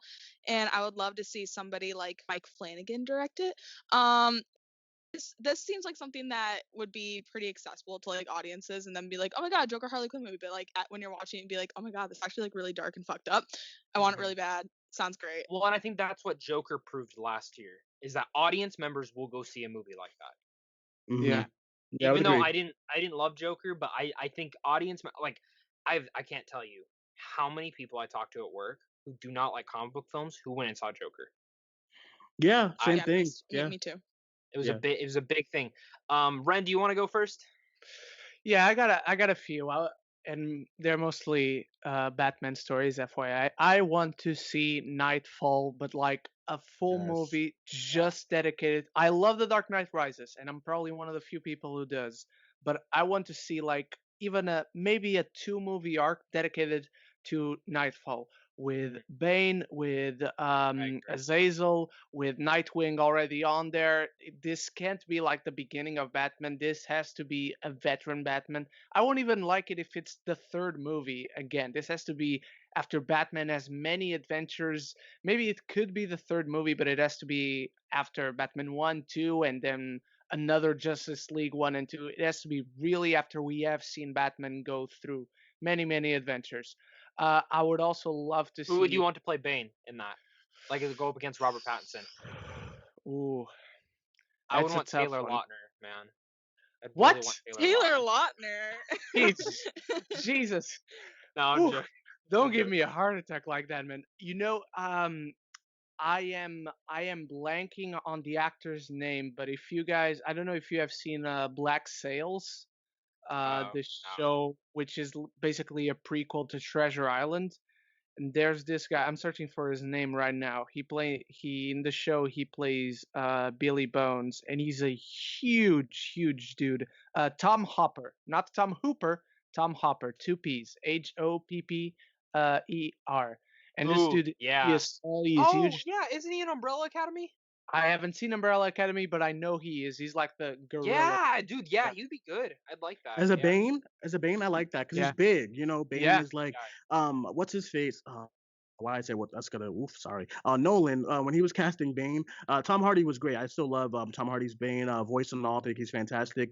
But then a lot of audiences think that that's how Bane looks. No, Bane is a big motherfucker. He's big. Yeah. He's huge. He's. But It's they were like, going for a realistic approach. well, So of course, I of loved course, it. yeah. Like that's my favorite interpretation of Bane so Same, far. same here. Yeah, Because I've never because really I can't loved the imagine like I can't imagine Nolan doing the toxin Bane with like the little lucha kind of mask. That just looks ridiculous in Dark Knight Rises. So I like what he did to it. But if we're doing like the comic book version of Bane, yeah, I could definitely see that guy is playing it because it's great. It's huge.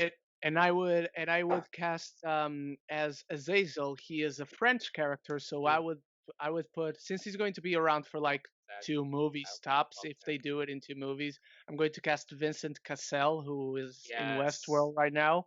Dude, Um, holy good. shit. and That he would be just spoke so Portuguese good. in this last episode, so I love him. And yeah, that's one I really love to see. That's one I want. All right. I want a Batman Beyond movie. Fucking done. I don't care Yeah. if it's like Spider-Verse types things. I don't care if it's live action. I want a fucking Batman Beyond. That is my favorite interpretation of Batman. I always have loved Batman Beyond. I just love the character. I love how it takes place after Batman. Obviously, if we do live action, we will not get this for years. Yeah. Unless they do Flashpoint. You could somehow do it in Flashpoint. You could do something. You could play around with it. But again, I think if we are going to see Batman Beyond, it's going to be like a Spider-Verse type thing. They're going to do an animated version of it. And I think that would probably be. But I don't know. Going into other characters I really want to see Reverse Flash. Done deal. I think Yeah. that's the first one we're going to get in Flash. I want to see Bizarro. I love the Yes, character yeah. Bizarro. He's really weird. Martian Manhunter, we were so close to seeing, but fucking Justice League Part 2 didn't happen. So It's on that Supergirl. He's on Supergirl. Martian Manhunter is awful. yeah, But and that's a garbage show. Is he like the green person? yeah, on yeah, Supergirl? that's Martian Oh Manhunter. my Yeah, god, he's I awful. a Oh, clip yeah. of that, and I was like, "Oh, this is Court not of good." Owls is another thing I really want them to touch into. Oh my Court God, of Zach! Owls, Yes, yes, that's a great Yes. comic. It's so I good. think that one, yeah. Hannah, you would love that if it was live action. Just saying, it's super weird, right up your alley. Unique. I don't And read they're- comics, and they're so already I'm kind doing of the other. I know. They're already doing the one that I want them to do, which is the Long Halloween. I'm pretty sure that's what Matt Reeves is going to be. That or and it's an interpretation of Zero it. Year. Yeah, year I was one. gonna say there's pumpkins around the set of the Batman. So Nice. that's why, and still why I'm confused why it's coming out in July. Just push that to where Suicide Squad is, and push Suicide Squad up at this point. Like we all know Batman's It gonna does seem like kind of reverse. Like Batman does not what film they're making does not seem like a summer movie, and Suicide Squad does. Unless Suicide Squad ties in, you know what I mean? Unless there's a tie-in somehow in there, I can understand that. But I actually think this Suicide Squad would do way better in July, and Batman That's would probably actually do a great better idea. Batman during like Halloween, that'd be kind of cool. And Batman's not done filming, but Suicide Squad is. Like they're editing the Right. movie, so it's like Yeah, that seems so weird. Now that you like actually bring it up, but also they were supposed to be done filming by now. They didn't anticipate this virus. Now, So the other thing I'm gonna throw out though is I really want to see I want to see Zack Snyder's cut, man. And I know that's like a long talk. I still think we will get it eventually. I think it's more up to Snyder at this point. I don't think that it's done though. I think a lot of people are expecting like something that's like a full movie, and it's like like a actual like Zack Snyder's Justice League, and I don't think it's that. I think it's probably going to be like 40 or 50 minutes of footage that they're like, hey, this is like what we could put together that's like presentable and like kind of part of the movie. And what they could have is they could have animation, like drawings that he's done and explain, because that is how a lot of test screenings go, or sometimes there just is a straight drawing in there of what's supposed to be there, and then someone explaining it, which is really bad in a test screening. But I think if you do present that and tell people this is what it's supposed to be, you could even do a docu-series on it on HBO Max. Can you imagine doing a 5 to 8 episode thing of people I would love getting that. the whole cast all discussing it, and then the very last episode is the actual thing of it, and Zack Snyder going through it and discussing the Snyder Cut, saying this is what I want to do here, this is what I want to do here. In fact, I think it would actually even be smart to do these DC animated films are actually really underrated. Do a Zack Snyder DC animated cut. Take his script, take his vision, and do part 1 and part 2. I mean, I wouldn't mind. I mean, everyone knows where. I mean, a lot of people know where I stand on the Snyder Cut. I don't think it's needed. But if it came out tomorrow, I would definitely, of course, I would definitely watch it in a heartbeat, because it's just the intrigue factor on this thing has gone over the limit. Like everyone wants to know what it is, like what's everyone talking about. You know what I mean? I do. The only thing that turns me off with it is like obviously, Zach, you come from a place where you want to see the vision and you want to see the creative, all that stuff. But then there's that fan, some of the people who like are very like vile about it online, and that's what kind of throws me off about the cut, and why I'm just like so over there it. are vile people about it, but I would say a majority of them are actually like the amount of money they've raised for charity is fucking insane. And that's where I'll go say is like there's vile people in every fucking fandom. Of course, yeah. Like Star Wars. Last night had one of the best episodes Clone Wars has ever had. There's still vile fucking people talking about that episode. And I thought everyone would be positive about it, which they really should be. I mean, Ren that was seriously one of the best episodes Clone Wars has ever done. Like if you've never watched Clone Wars and you like Star Wars, you should just watch that episode and Yeah. just watch the rest of this arc. It feels like a movie. Like it Just the legitimately opening felt- I'm scene of waiting the for the episode. rest of the season to be done before I watch it all. I don't want to Okay. watch it like which is I'm actually excited though. smart Hearing all budget. these things, I'm so excited. It was straight up like the intro to this episode had me fucking crying because of how perfect it was. Oh, I wasn't crying, but like in the opening sequence of this episode, like I'm getting more out of the relationship between Obi-Wan and Anakin in this scene alone, not to mention the entire series than I did in Attack of the Clones and Revenge of the Sith. Yeah. And I like Revenge of the Sith. This season takes place with Revenge of the Sith. So that's what I really like about Very it. So close, yeah. but yeah, no, I just fandom sucks. I mean that's just the truth. And the DC fandom's like pretty bad. Like if you say you don't like a movie, like I gave Joker a B+ and I got shit on. Like I got yeah. fucking Oh what the my fuck? god. Which But is just Joker stupid. has like the worst fan base, so It really does.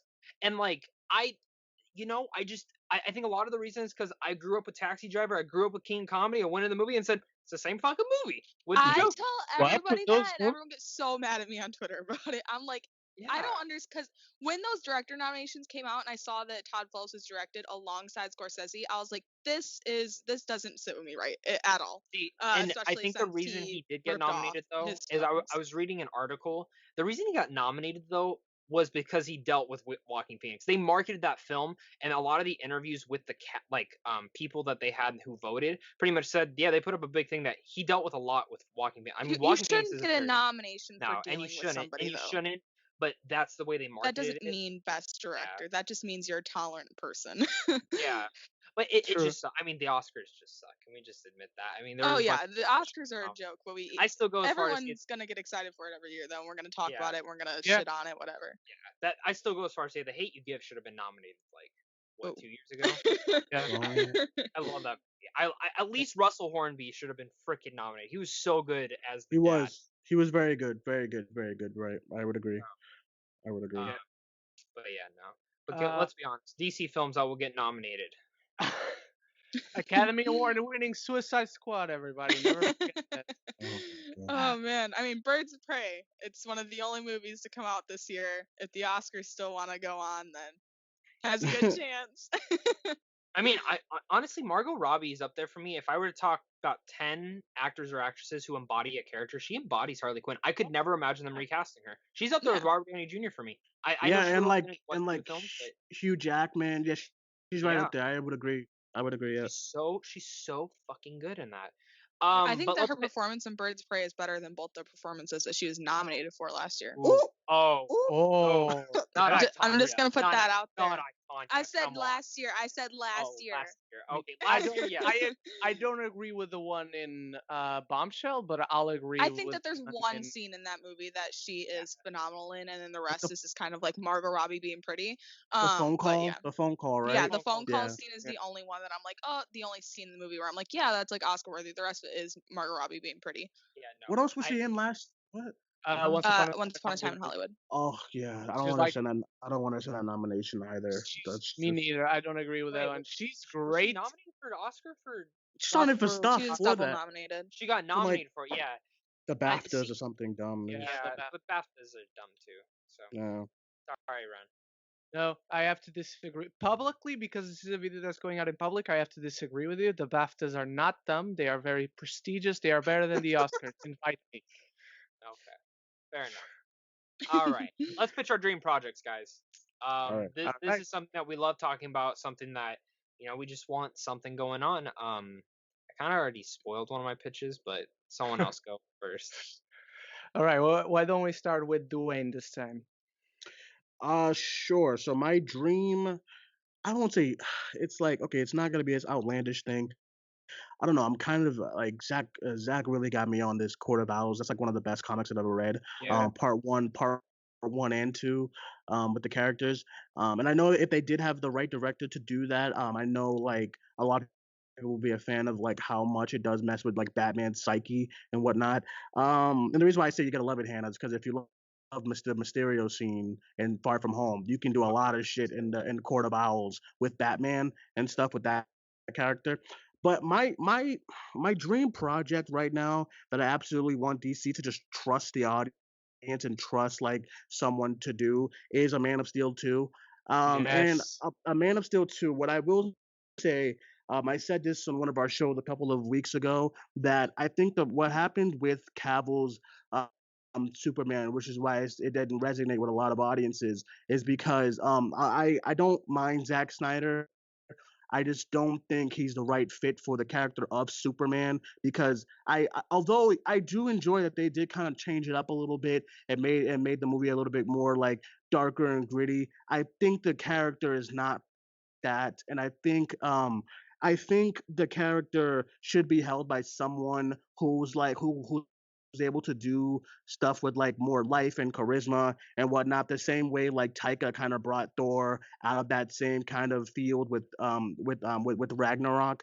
I don't know who the director is. I went with the one Marvel movie that's like really like cheesy and campy for a lot of stuff with their first Avengers. I would actually really like a Superman movie with Joss Whedon to kind of bring that light and energy back in. A movie where you introduce Supergirl in it, a live action one because the TV show is horrific. But the Supergirl in it, my choices for Supergirl would be like Jessica Roth from the Happy Death Day movies, Ooh. or like Ooh. Hunter Schafer from I love Euphoria. her. Yeah, like some I that the movie would introduce that the villain would not be Lex Luthor. It would not be someone that we've seen. It would not be Doomsday. It would not be what's his face, Jesse Eisenberg's Lex Lex Luthor, Luthor. because it was just horrific his take on it. I want to see a villain that we haven't seen before yet live action like recently. That's Brainiac. So I would love him to be the villain for the Man of Steel 2 movie, shot by a new director. Zack Snyder had his time. He had about a couple of chances with Superman. To me, they did not flesh well what the character was. So I would want to deal with a director who could take light and take campy and not make it too overtly cheesy I and have a director whatnot. for you, Oh Christopher McQuarrie yeah, I or Matthew he was Vaughn actually or Matthew Vaughn. Matthew I Vaughn think was my second choice. Christopher McQuarrie was actually my third choice.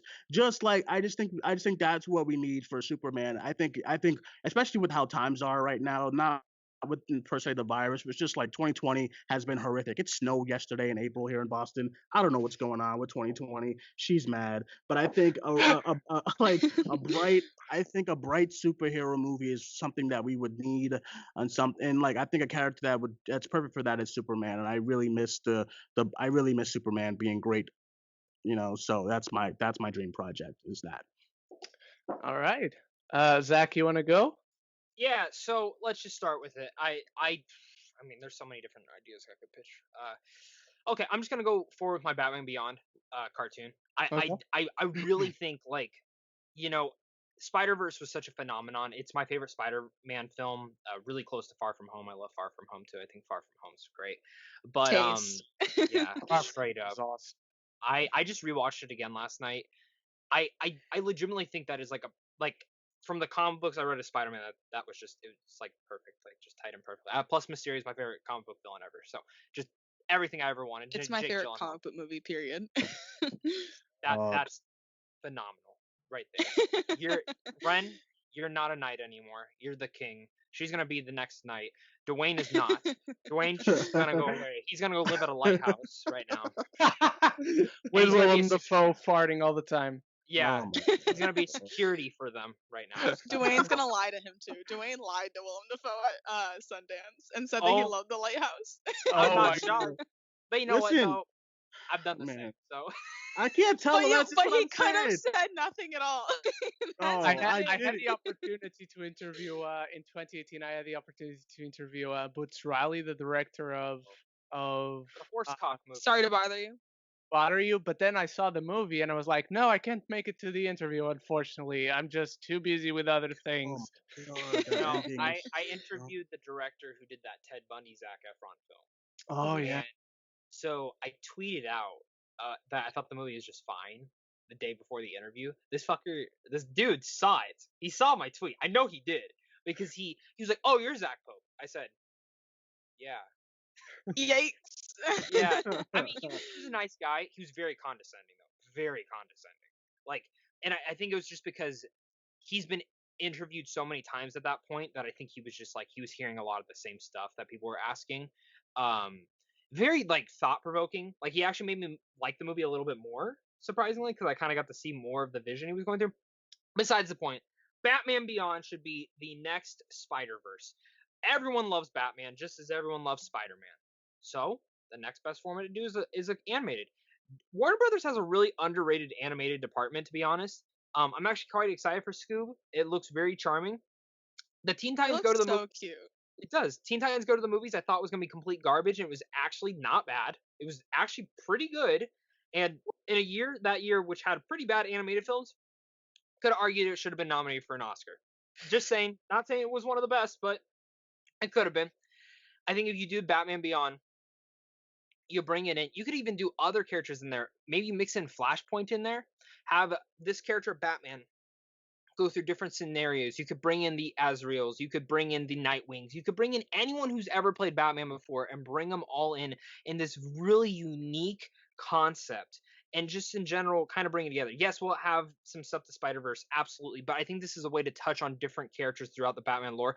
I mean, you could even bring in Jeffrey Dean Morgan to voice a version of Batman since he never got to play the Flashpoint Paradox version of his Batman. You could bring in Lauren Cohen to play the Joker in that Flashpoint Paradox. I really think there was a way that you could really mix in a lot of these key elements. And again, the same thing.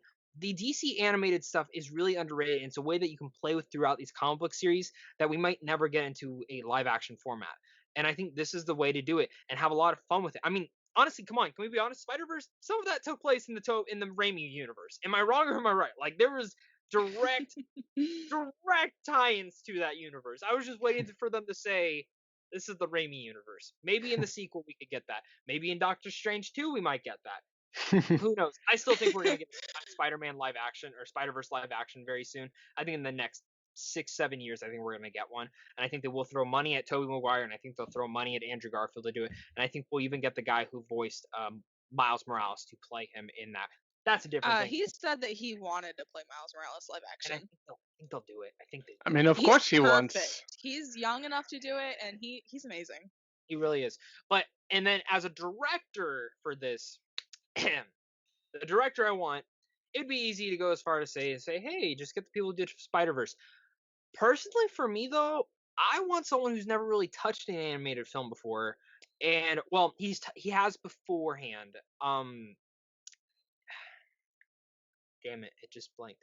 Oh, sorry. Dang it. I was gonna say Zack Snyder. I think it would be. He's done Legends of Ga'Hoole, which is actually really underrated. Yeah. I think for him to do an animated film like this would be actually really cool, and you can tell he loves Batman. You can tell he fucking loves Batman. So he would be the one. The other one I would actually really like to go with, outside choice, is the guy who directed Up. Pete Docter. Oh. Yes. I think we haven't seen him do something like this before, and from what I understand, I don't think he's directing anymore at Pixar. I think Soul's his last film. Maybe because he's now the big boss at Pixar. Yeah, but I think it would be really unique to see him do that, or Lee Ernkirch, who did Toy Story 3.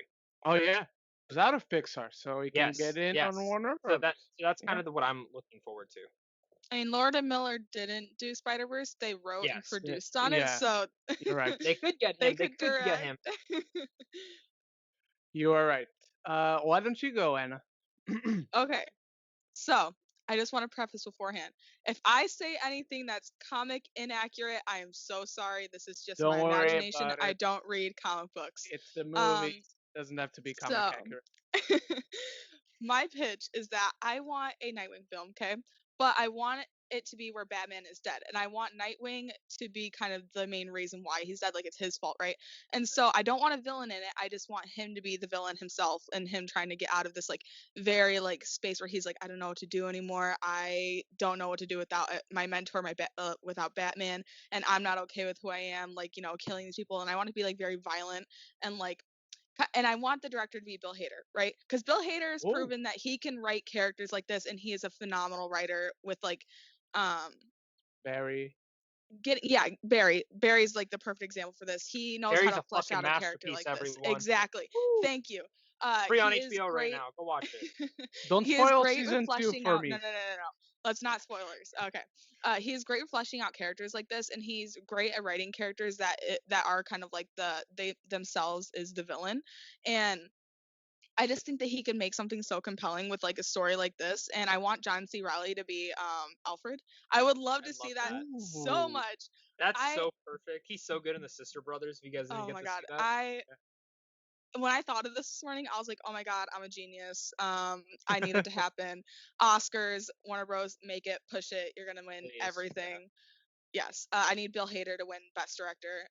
Thank you. So who's your cast? Oh, Evan Peters. I completely skipped over that. I want Evan Peters to be Ooh. Nightwing. I want him to be an older Nightwing. I love All that. right. I Nice. ever choice. since I've seen him in American Horror Story and then American Animals, Evan Peters is somebody that I'm like, he's going to win an Oscar one day. He has He's to. great. American Animals, underrated. I love that. That was my favorite film of 2018. I think that if Evan Peters was pushed and if American Animals was bigger, I think he would have had such a good shot at being like nominated for lead actor. I agree. love Yeah. that film so much. I know you said you don't read comics, but your pitch actually reminded me of a comic book storyline, which is Battle for the Cowl, which happens after Nightfall and Batman is dead. I believe it's after Nightfall. I might be wrong, but I think anyway, it is. I think it is. Batman is dead, and so everyone he's been involved with is going to want to become the new Batman. So you have Nightwing, Red Hood, you have Tim Drake, you have many villains. So it's basically Godfather 2 without Vito Corleone because he's dead, and everyone wants to be the new head of Gotham City, you know? I don't want him to like want to be Batman though. I think in my head, I wanted it to be kind of a thing where it's like symbolically, yeah. Batman was kind of like leading him on this path, whereas like he didn't really want to go down in the first place because Batman was like kind of getting like too violent or just like too kind of just like not like a hero anymore. And this was kind of like after Batman died, even though he is grieving over like losing him because obviously like, Batman. I don't know if they're like close in the comics, but like in things that I've seen or like animated things, whatever, it's always seemed like there was definitely like a mentor relationship and like they cared about each other. Obviously, Nightwing was it's like Robin. yeah, He I know. was Robin turned into Yeah, I know that. I know that. I don't know much, but I know that. So yeah, and I think I want it to be kind of a thing where he's like, I'm down this path, and like I kind of feel like I have to continue what Batman is doing, but also like I don't want to continue, and kind of Alright. have that be like this struggle. All right, sounds good. So I'm the only one left. I'm going to say right away, I had two ideas, and one of them just involved way too much thinking because this first idea, which is the one I really wanted to showcase, but it would take years of other films constructing a very solid universe. Right at this point, Marvel couldn't even pull something like this off. It had to be like 20 years down the line of a consistent universe. So I was going to pitch Kingdom Come, which is the greatest Yeah. story he has Yeah. ever made, but too much work for that one.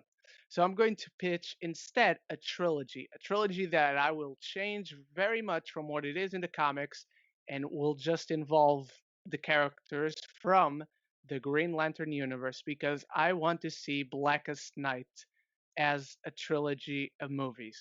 The first film is to establish Hal Jordan and what the Green Lantern Corps are and what the Yellow Lantern Corps are because they are the direct enemies. And yes, you allude to other Lantern Corps. You kind of introduce that they exist, but you wouldn't do anything more beyond that in the first movie. In the first movie, Sinestro, from the very beginning, he's already starting to lose faith in the Guardians and in what the Green Lantern Corps represent. And he is tempted from the very beginning, not just in the post-credit scene, to become a Yellow Lantern. And the villains in this film will actually be um, the United States Space Force. Yes, we're doing the Space Force in a Green Lantern movie because they learn of the existence of aliens, and so we'll have two of Hal Jordan's worlds colliding right away, and he has to protect both of them. So there's your main conflict. Second movie, we start to establish Sinestro, but not yet. But there was a lot of death in the first movie, so we also start to introduce that the Black Rings exist, but this is only being teased at, and our hero will never be aware of that this is going on. By the way, it's still Hal Jordan. You don't do John Stewart. You don't do Guy Gardner. Guy Gardner should never be the main Green Lantern you follow. And Kyle Rayner, even less than that. Kyle Rayner sucks. Um, You suck. in the Yes, I also suck, but Kyle Rayner sucks more than me. Uh, in the second movie, the villains will be the Rage Lanterns, the Red Lanterns. They're the ones who come because the Green Lanterns have a new recruit from a new part of space that hadn't been explored and was not under their protection because they now have an Earthling and they don't like it. So they're going to try and come and fight off the Green Lanterns because they're really stupid. Um, and meanwhile, we have Sinestro, as I said, building his corp, and we have the Black Lanterns building up as well with Black Hand and all that. I guess Black Hand could have a lot of backstory involving previous Green Lanterns, maybe directly Abin Sur, which would be great to come as a deceased enemy to fight off Green Lanterns in the third movie.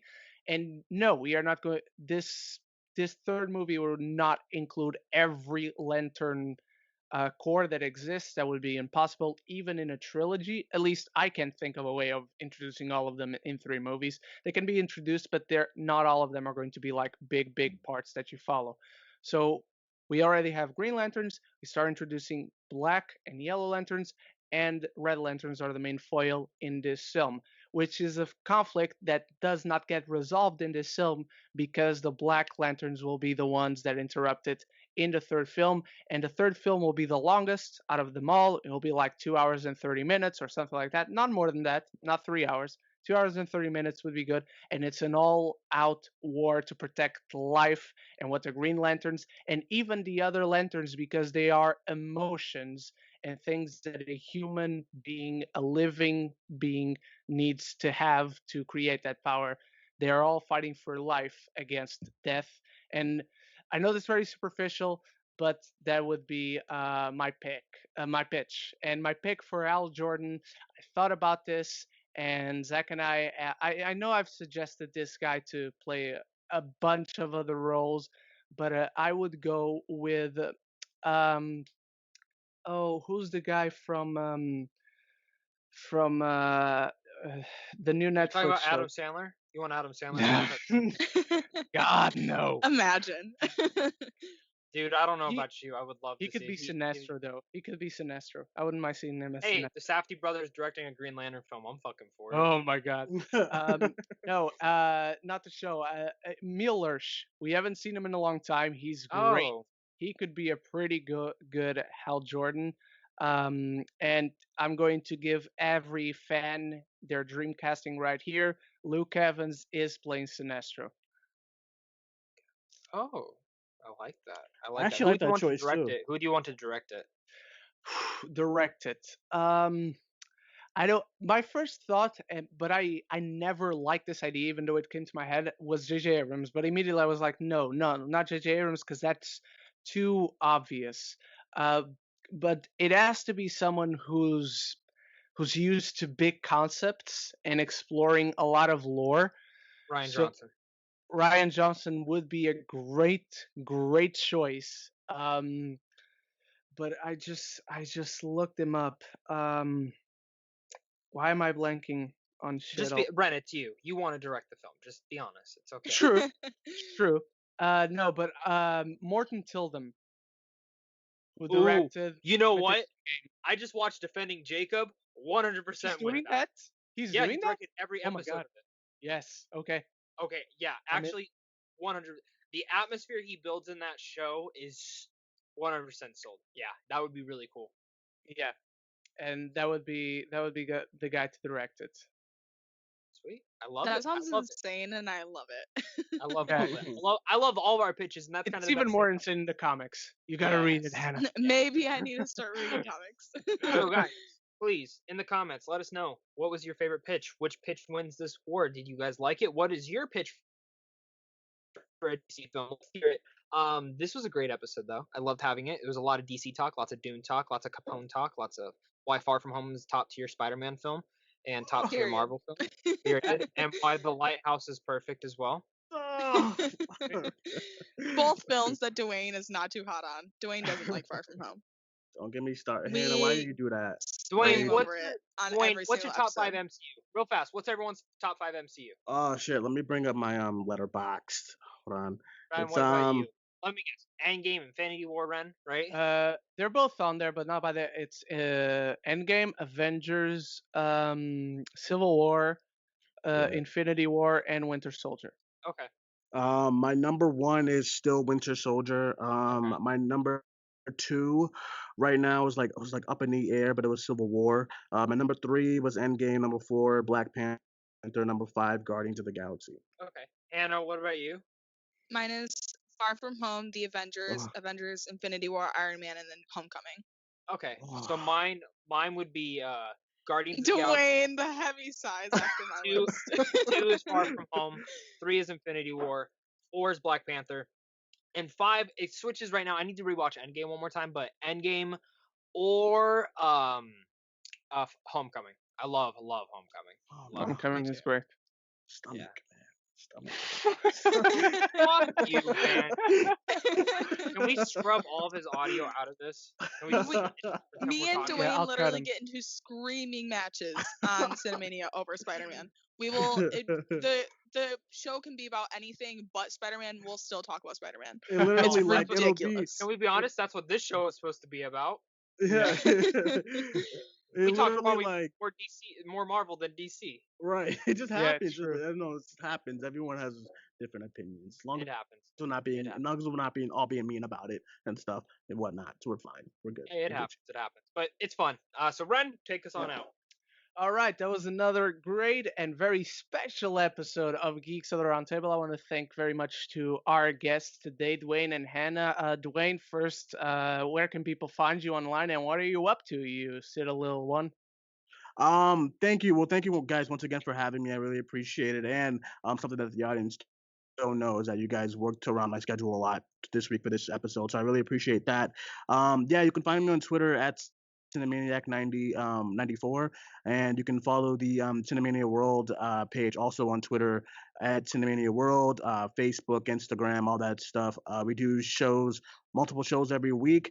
As far as what's coming up for me, just more shows wherever we try to talk about. It's tough times, but wherever we get interested in. Hannah and I just did like a show on Barry, like spoiler discussion on season 1 and 2 a couple days ago. So that was fun. So anything that's we're interested in talking about as of right now, when news does come up, then we'll do a show about that and stuff like that. But yeah, you can follow me on all those places. Thank you once again.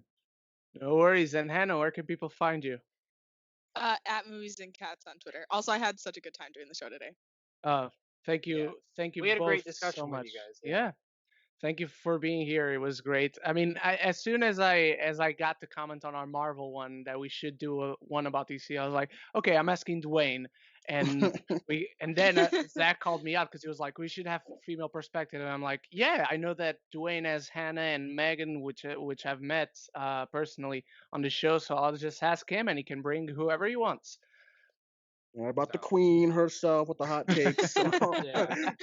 The next one we have Hannah on it. We're just gonna talk Far From Home, and we're just gonna Yes. and we're not gonna have Dwayne on it Please. all. I can We're just literally gonna have a talk about picture of why I love Dwayne. Far From Home Yeah. for hours. We should do a live watch along of Far From Home. Ooh, we could do a live watch along. Please. We could do a whole debate show, and we could kind of partner up. Because Yeah. I'll fight. Oh I'll my God. fight you. I'll fight. Listen, man, I don't mind being the See, only guy Far From in the Home field. and So It that's Chapter fine. 2, I will argue about those for hours. See, I didn't love it chapter 2, but I really liked it, so I wouldn't even be on the other side of on that debate. But all right, Zach, I where just can people lagged, so I find didn't you? hear any of that. I just lagged, so I didn't hear any of that. But you guys can find me over at Pope the King on Twitter. Type in Zach Pope anywhere, you can pretty much find me. Type in on Google, you'll either find me or a soccer player. That's pretty cool too. But this was fun. I had a great time finally being able to really collab with Dwayne because I've met him in person, but we haven't been able to collab yet. So it's been cool. It was great meeting Hannah finally and hearing from the hot takes. That's what I love. We all have hot takes, and that's the best thing.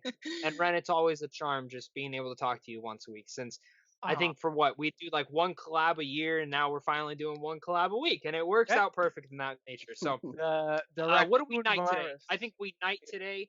We say fuck you to Ezra Miller. You're getting thrown in the dungeon still. Yeah. Replaced by Capone, Dylan O'Brien. Capone. We're gonna Yes. dress Tom Hardy as like an elderly jester who's kind of in the court, just sitting there until we finally see the movie. And Dune, we knight. Dune moves up to king. Like we're gonna give it its own Yes. kingdom. Yeah. Yes. Yes. We also knight Duane and Hannah, and now we officially Yes. have our first female knight here on the Roundtable, which Yes. is awesome. Welcome. Uh, first of many. First of many. Yes. I Thank guarantee you. we'll have more female knights on the Roundtable. So what? And you guys can find me, of course, everywhere at Ren Geekness, Twitter, YouTube, Facebook, and Instagram. Once more, Hannah, Duane, thank you so much for being on the show. Zach, once more, fuck you, I hate you. Uh, Man, I love you. and of course, until the next one, love each other and love the movies.